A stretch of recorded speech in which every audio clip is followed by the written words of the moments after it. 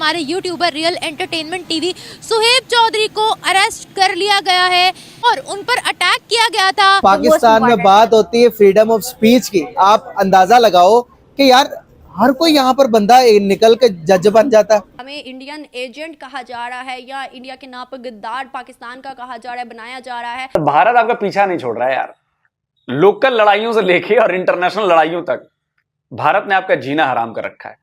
अब देखिए main stream media भी भारत के नाम पर आकर लड़ने आ गई यूट्यूबर से। जब सेना करवा रही है तो सेना की आंखों में आंखें डाल के बात करो, सेना का नाम लेके मेंशन करके बात करो कि दहशतगर्द हमारी आर्मी है, दहशतगर्द जो है वो हमारी आईएसआई है। अगर हम गद्दार हैं तो फिर गद्दार तो वो भी है ना जो ऑफिशियल लेवल पे हिंदुस्तान की तारीफ करते हैं, कहते हैं इंडिया चांद पे चला गया, हमारी गलती है, हम नहीं गए। किसी में हिम्मत है कि मियां मिट्टू के इलाके में जाए या उन डाकुओं के इलाके में जाए कि जो उन लड़कियों को उठाते हैं, उनके साथ रेप करते हैं हिंदू लड़कियों को, उसके ऊपर कोई वीडियो बनाए? मैं जाऊंगा वहां पर। आईएमएफ ने पाकिस्तान को 70 करोड़ डॉलर की किस्त जारी करने की मंजूरी दे दी है, तो इसका मतलब है कि मंजूरी तो दे दी है, पैसा अभी नहीं मिला लेकिन मिल जाएगा। भारत की पाकिस्तान के खिलाफ एक और हरकत नाकाम, आईएमएफ ने पाकिस्तान के खिलाफ भारत की शिकायत मुस्तरद कर दी। भारत ने पाकिस्तान को जारी होने वाली तीसरी किस्त रोकने की कोशिश की थी। मेरी जिंदगी का मकसद है, मैं यहाँ पे अमेरिका में आईएमएफ के ऊपर केस करना चाहूंगा एज एन अमेरिकन,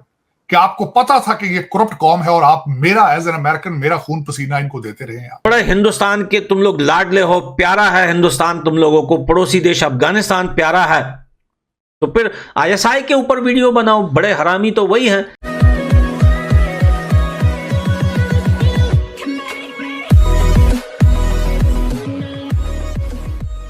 नमस्कार दोस्तों, पाकिस्तान के अंदर मतलब कि अगर आप खुल के आवाज़ मतलब खुल के बोलते भी हो और उसमें इंडिया की तारीफ़ करते हो तो फिर आपकी बहुत ही अलग लेवल की कुटाई होगी। अब सोहेब चौधरी जो कि एक यूट्यूबर है और अच्छे खासे उसके फॉलोअर हो चुके हैं, इंडिया के आसपास का वो कंटेंट बनाता है और इसमें ज़्यादातर इंडिया की तारीफ़ ही करता है।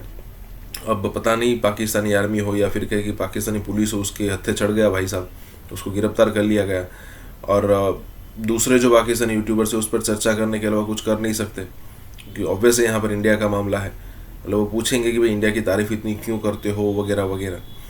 कहने का मतलब ये है कि फ्रीडम ऑफ स्पीच जो कई बार फिज़ा खान कहती है ना कि पाकिस्तान में तो धर्म मज़हब की जो प्रैक्टिस करना मतलब हर किसी को अपने हिसाब से करने की परवाह नहीं की है, फ्रीडम ऑफ स्पीच है। लेकिन ज़रा देखिए यहाँ पर सिचुएशन इतनी विपरीत हो जाती है कई बार कि भाई आपका बोलना मुश्किल हो जाता है। इसी के साथ ही वीडियो शुरू करते हैं। आज से 1-2 दिन पहले हमारे YouTuber real entertainment TV Suheb Chaudhary को अरेस्ट कर लिया गया है और उन पर अटैक किया गया था। माइक उनके आगे करके, कैमरा ऑन करके उनसे बहुत से सवालात पूछे गए थे कि आप इंडिया की तारीफ क्यों करते हो, आप इंडिया वर्सेस पाकिस्तान के योंडरा पर, इंडिया वर्सेस पाकिस्तान के एजेंडा पर काम क्यों करते हो। और यकीनन सुहेब चौधरी ने बहुत अच्छे तरीके से इस पूरी सिचुएशन को डील किया। उन्होंने अपने पॉइंट्स बहुत अच्छे तरीके से सामने रखे और डट कर इस चीज़ का मुकाबला किया कि हम हक सच पर बात कर रहे हैं। अब पाकिस्तान में इंडिया वर्सेस पाकिस्तान करने वाले यूट्यूबर्स के लिए रास्ते तंग किए जा रहे हैं, उनके खिलाफ एक्शंस लिए जा रहे हैं, उन पर आकर तरह तरह के इल्जामात लगाए जा रहे हैं। फर्स्ट ऑफ ऑल तो ये देखें ना कि भाई हम अगर इंडियन एजेंट हैं या हमें कहा जाता है हम मुल्क के गद्दार हैं, मुहब्बे वतनी नहीं है, तो फिर मुझे लगता है कि फर्स्ट ऑफ ऑल तो हमें इन अली हमजा जैसे यूट्यूबर को या एज सो कॉल्ड जर्नलिस्ट को सबसे पहले तो हमारे ऑफिशियल्स के पास जाना चाहिए ना, जो ऑफिशियल लेवल पे बैठ के कह रहे हैं कि इंडिया सच में आगे चला गया, वो चांद पे है, तो हम अपनी चीजों से नहीं निकल पा रहे, इस पे कसूर हमारा। तो भाई वो इंडिया को वो खुद प्रेस कर रहे हैं। नवाज शरीफ साहब की भी यही स्टेटमेंट आई थी कि हमें इंडिया से सीखना चाहिए। हमारे अपने मिनिस्टर्स जो कभी ट्रोल किया करते थे इंडिया को, आज वो बैठ के कह रहे हैं कि वो चांद पे चले गए हैं, हमें अप्रिशिएट करना चाहिए, हमें कुछ सीखना चाहिए। तो क्या अली हमजा, मेरा आपसे क्वेश्चन है कि आप उनसे भी जाकर ये सवाल कर सकते हो, क्या आप उनके ऊपर वीडियो बना सकते हो? यहाँ पर एक चीज है कि जब पीएम मोदी आए थे पाकिस्तान में नवाज शरीफ दौर में, तो अली हमजा कहाँ था?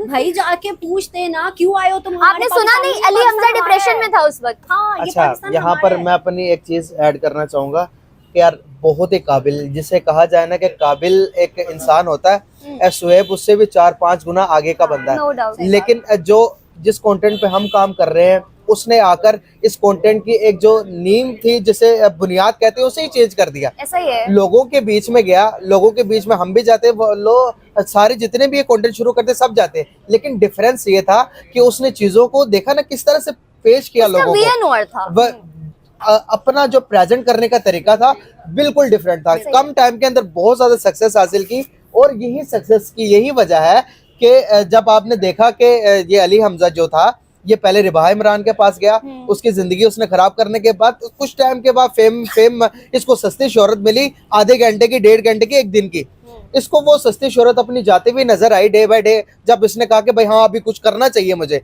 फिर इसने देखा कि भाई हमारे पीछे आया। उससे पहले उन्होंने ट्राई की सना अमजद से भी की, लेकिन उनकी कोई वीडियो अभी तक तो नहीं हमने देखी, शायद आई नहीं। चैनल नियो वालों के पास जब इसका फेम पुराना हो गया तो नया फेम तलाश करने के लिए बेचारा लाहौर रंग पे चला गया। फिर लाहौर रंग वालों को अपना करतब दिखाने के लिए एक नया टारगेट ढूंढा, लेकिन प्रॉब्लम ये है कि हर कोई रिबाह इमरान नहीं होता था। पहले न्यू पे था, न्यू में इस पे सिर्फ और सिर्फ रिबाहा की जो इसने की वीडियो बनाई थी वो गई थी फेसबुक के अंदर 19 मिलियन पे।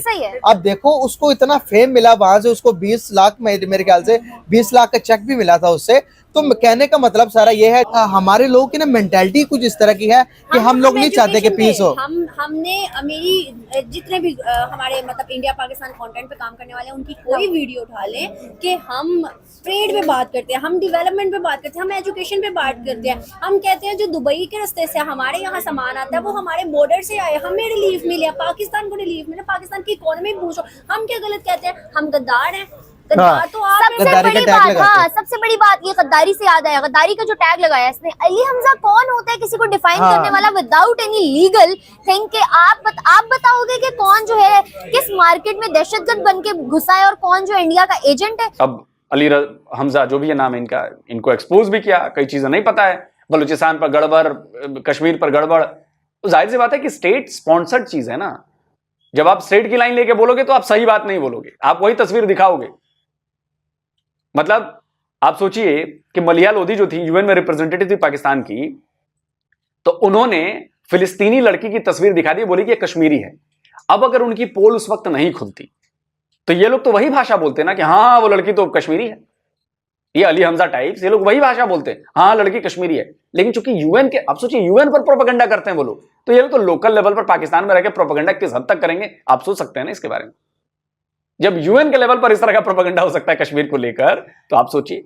और बलूचिस्तान पर भाई तो मानने को तैयार नहीं है कि कुछ गड़बड़ हो रही है, जबकि लोग कह रहे हैं, पब्लिक कह रही है, तब भी मानने को तैयार नहीं, वहां से मुंह छुपा के भागने लगता है। तो देखिए कुल जमा मुझे लग रहा है कि ये बहुत सारी बातें सामने नहीं आई हैं इसमें, और मुझे लग रहा है कि ये गिरफ्तारी और मिसिंग पर ये स्टैंड क्लियर करना चाहिए, क्योंकि ये अंधेरे में रखना ठीक नहीं है। अगर गिरफ्तारी हुई है तो भाई उसका एफआईआर कटा होगा, पर्ची कटी होगी, वो संबंधित पार्टी को बताया गया होगा भाई आपका बंदा गिरफ्तार किया गया है, तो वो होगा तो वो दिखाना चाहिए। या अगर गायब है, बंदा नहीं मिल रहा है, बिना एफआईआर के, बिना किसी चीज के गायब कर दिया गया है, तो वो बात भी सामने रखनी चाहिए, प्रोटेस्ट करनी चाहिए, सामने शोएब की फैमिली को सामने आना चाहिए, उनको बोलना चाहिए भाई हमारा बंदा गायब है, लड़का गायब है।